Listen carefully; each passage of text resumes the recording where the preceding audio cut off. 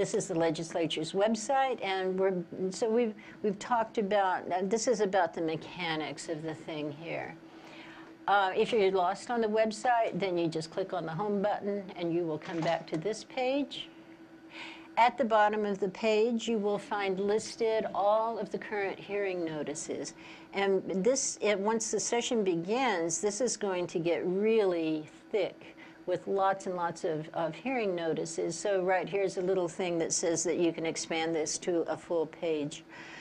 At the moment, since we're not in session, there will not be any hearings, but there are lots of informational briefings. And you would just click on the See It link to go into the hearing notice itself. On the upper left section of the new website, you're going to find all kinds of things that are going to be really helpful to you. If you're going to track this piece of legislation, you will simply go in here and put House Bill, no space, 123, House Bill 123. Now, we've discovered that you can actually get material if you accidentally put that space in there. But there's a glitch that I don't think has been worked out yet. We discovered this the other day. We tracked a piece of legislation, and everything loaded when we had the space in there except for testimony and hearing notices. So they're working to get that solved. But in the meantime, just don't put a space in there. House Bill 123. If you don't know the bill number, which you really need to track your legislation, stick in your keywords, and you can determine your bill number with that. This is, you can pick up hearings by date just by clicking on a particular date. On the old website, it was kind of cumbersome. You had this protocol for how to stick in a bill number, and now you can just point to a date. Or, I'm sorry, you could, not a bill number, but a date. It was just harder to get to than now. This is a wonderful feature that began, I believe, last year. You can have hearing notices sent to you by email for specific pieces of legislation or for committees. And you would do that by signing in. Up at the top of the page, give your email address and whatever your password is, and that's going to give you tremendous added access on the legislature's new website. You will see that if you sign in, those three top buttons are going to change color, and that says that you are one level deeper into the website, and you will have additional resources available to you. So, for instance, hearing notices, if you click on that, having signed in, you can simply stick in your bill numbers. I want to track House Bill 123, add, Senate Bill 456, add. As many of them as you want. And anytime something happens on any of those bills, you'll get an email, so you don't have to spend countless hours wondering if something's going to happen to one of your bills, because you will know. Likewise, you can choose whatever committees whose hearing notices you want to get. We get people new to the Capitol, and they're kind of suspicious by nature of government. It's like, I want to know what's going on down there, so I signed up for all the hearing notices. It's like, okay, I give you 3 days. Your computer is going to be bulging at the seams. And so be discerning, and be mindful, too, that you can change these anytime you want to. This is the great innovation of this new website. We're just so happy that they have done this. You can do measure tracking by creating your own lists of bills. And this is a set of lists from Virginia, my assistant in the office. And we had this access to this material last year, and so now the public will have it this year.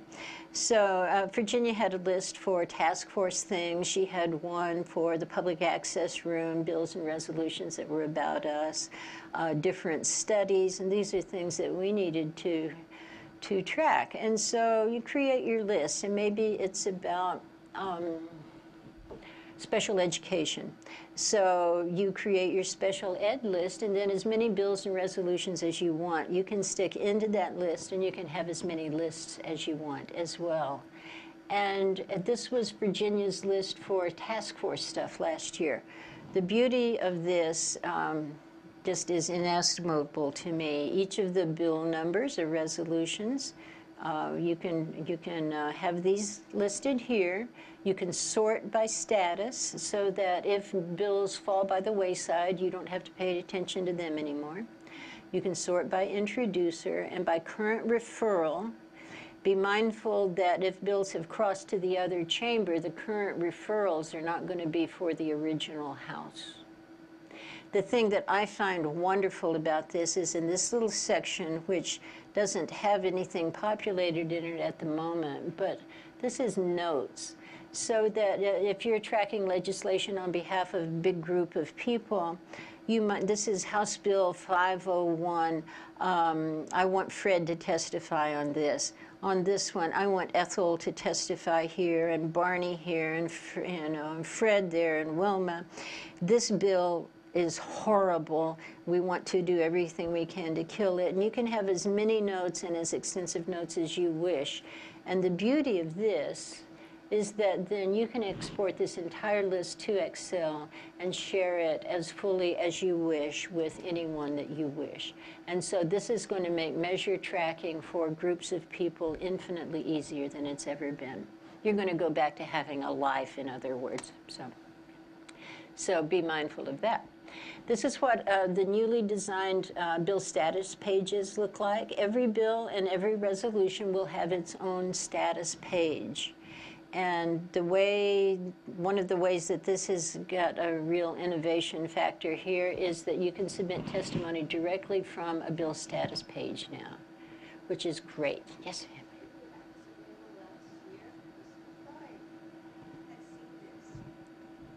Didn't you have this available last year? We had bill status pages, but I don't think we were able to submit testimony directly from the pages. Bill status pages are great, yes. Good question. In here, in this section, the current version of the bill is always going to be up here with the big fat bill number. This description right here is going to be reflective of this version. Now, over here, you're going to find other earlier versions of this measure. Just be mindful that this description is going to be reflective of this version of the bill. If you want to track the legislation, for instance, if there's a public hearing and you'd like to be following along, then you probably would want to click on the PDF version rather than the HTML. This is the HTML, and it's just simply an ongoing flow. But this is the way the legislators will be looking at the piece of legislation. And this can be helpful in the PDF. If you're watching this on television or if you're in a hearing room, a legislator might be saying, I have some concerns about line 7 on page 3. And this is the version that you would be able to go immediately to where that person is referring.